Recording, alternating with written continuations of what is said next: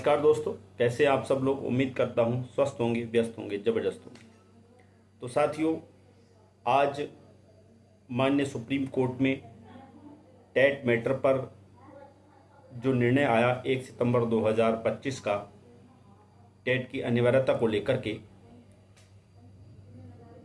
उसमें जो रिव्यू लगाए गए हैं, पुनर्विचार याचिकाएं डाली गई हैं, उस पर जो है आज माननीय सुप्रीम कोर्ट की जो ऑनरेबल जस्टिस दत्ता जी वाली बेंच है, उनके चैम्बर में ही आज जो है रिव्यू पिटीशन को सुना जाना है।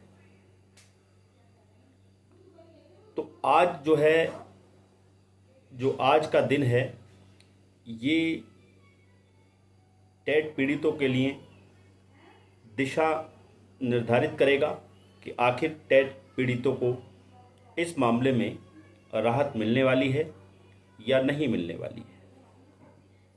लेकिन आप ये मान के चलो कि आज माननीय सर्वोच्च न्यायालय के हाथ में 25 लाख शिक्षकों का भविष्य लगा हुआ है। और देखने वाली बात ये होगी कि आज जो ऑनरेबल जस्टिस दत्ता जी हैं, उनका रुख और रवैया इस मामले में क्या रहता है।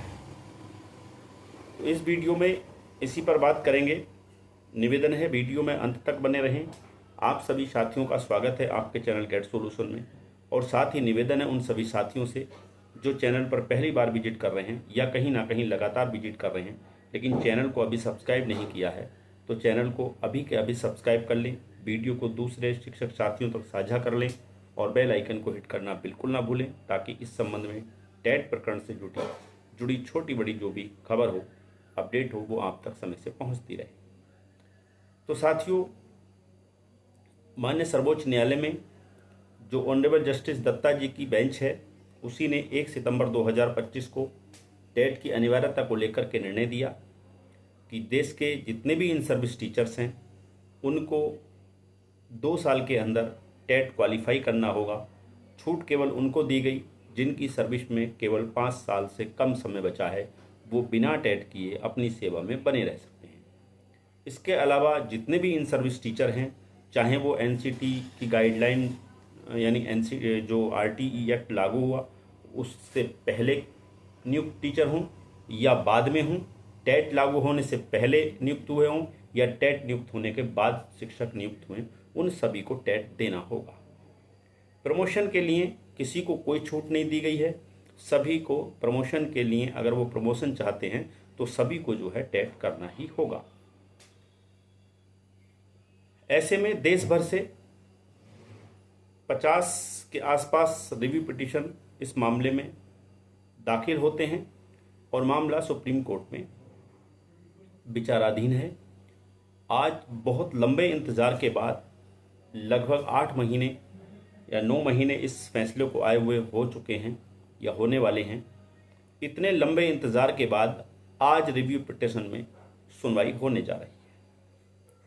तो देखने वाली बात यह है कि पहली बात तो आप ये मान के चलो कि इस केस में इतने एडवोकेट्स की फौज इकट्ठी हो जाएगी, क्योंकि अब मान के चलो अगर 50 रिव्यू पिटीशन हैं और एक रिव्यू पिटीशन 3 भी अगर एवरेजन 3 जो एडवोकेट खड़े करता है, तो ऐसे मिला के 150 के आसपास एडवोकेट्स की एक जो है फौज यहाँ पर खड़ी होगी शिक्षकों के पक्ष में, शिक्षकों की बातों को रखने के लिए माननीय सर्वोच्च न्यायालय में। आज अगर ये सारे वकील चैम्बर में पहुंच जाएं तो चैम्बर में जगह नहीं मिलेगी, आप ये समझिए। बहरहाल आज चैम्बर में इसकी सुनवाई होनी है। माननीय जो दत्ता जी हैं, जस्टिस महोदय, और उनके साथी जो वो आज ये तय करेंगे कि इस याचिका में जो ग्राउंड दिए गए हैं, जो मांगे की गई हैं, जो ग्रीवेंस दिया गया है, क्या वो काफ़ी है इस चीज़ के लिए कि इस मामले को ओरल हियरिंग के लिए अलाउ कर दिया जाए, ओपन कोर्ट में इसकी आगे सुनवाई। तो आज जो मुख्य फोकस है जो पिटिशनर्स का जिन लोगों ने ये रिव्यू पिटीशन डाले हैं, चाहे वो राज्य सरकारें हों या चाहे हमारे शिक्षक संगठन हों या इंडिविजुअल शिक्षक हों, उन सभी का आज जो मोटिव है, आज जो उद्देश्य है, वो यही है कि किसी तरीके से हम माननीय सुप्रीम कोर्ट को, यानी कि ऑनरेबल जस्टिस दत्ता जी को इस बारे में कन्वेंस कर लें कि ये मामला ओरल हियरिंग के लिए अलाउ हो जाए, ये ओपन कोर्ट में सुनवाई के लिए तैयार हो जाए। जब ओपन कोर्ट में सुनवाई के लिए ये मामला अलाउ कर दिया जाएगा तो फिर लगभग 150 वकील इसमें आर्गूमेंट करने के लिए मान के चलो तैयार हैं, जिसमें बड़े चेहरे भी हैं, जैसे कि मुकुल रोहतगी जी हैं, इसमें अभिषेक मनु संघवी जी हैं, और भी बड़े चेहरे इसमें हैं। और बाकी यह है कि सभी की तरफ से आप मान के चलो 50 अगर याचिकाएं हैं तो सबका एक एक तो ARO होगा, यानी कि एक वकील तो वही होगा जो जिसने वो याचिका डाली होगी, यानी कि जिसने अपना वकालतनामा लगा के डाली हुई। उसके बाद एक एक दो दो जो हैं वकील जो है लोग सभी लोग हायर करते हैं आर्गूमेंट के लिए, क्योंकि आर्गूमेंट करने के लिए एक बड़ा चेहरा, बड़ा वकील चाहिए होता है। तो उसके लिए शिक्षक संगठनों ने भी और जो राज्य सरकारें हैं उन्होंने भी पूरा प्रयास किया है। कहा यह जा रहा है कि मध्य प्रदेश ने भी 4 वकील जो हैं इस मामले में उतारने की तैयारी कर रखी है। बाकी राज्य सरकारों के अपने सरकारी वकील होंगे। तो कुल मिला के एक जो फौज तैयार हुई है एडवोकेट्स की इस मामले में पैरवी के लिए शिक्षकों की तरफ से, तो ये अपने आप में बड़ी बात है। लेकिन आज केवल और केवल इस चीज़ पे फोकस है कि माननीय जो जस्टिस दत्ता जी हैं उनको जो है इस मामले में ओरल हियरिंग के लिए कन्वेंस कर लिया जाए और ये मामला जो है आने वाले समय में हमें ओपन कोर्ट में देखने को मिले। और ये आप निश्चित मान के चलिए, अगर ये मामला ओरल हियरिंग के लिए अलाउ हो जाता है और ओपन कोर्ट में चला जाता है तो फिर लड़ाई जो है, जो टेट के खिलाफ लड़ाई है, वो समझिए अपने एक निर्णायक मोड़ की तरफ चली जाएगी। और फिर बहुत ज़्यादा संभावनाएं बन जाती हैं कि इस मामले में क्लैरिफिकेशन हो जाए, पुनर्विचार हो जाए और उससे टीचर्स को राहत मिल जाएगी।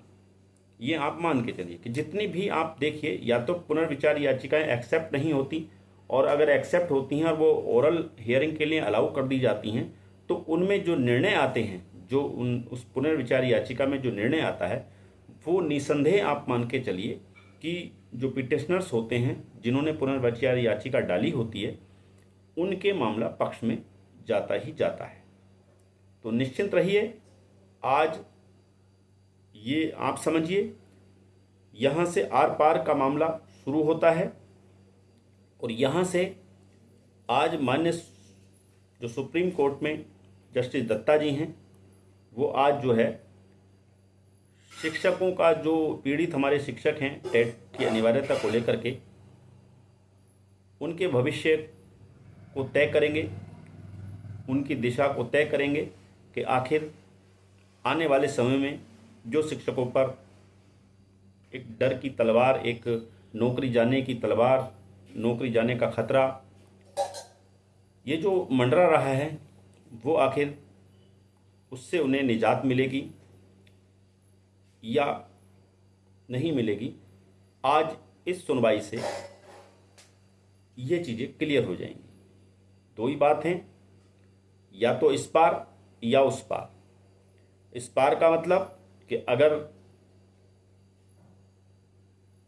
बेंच जो है इसको अलाउ नहीं करती है ओरल हियरिंग के लिए, तो आप समझिए ये मामला यहीं क्लोज हो जाएगा।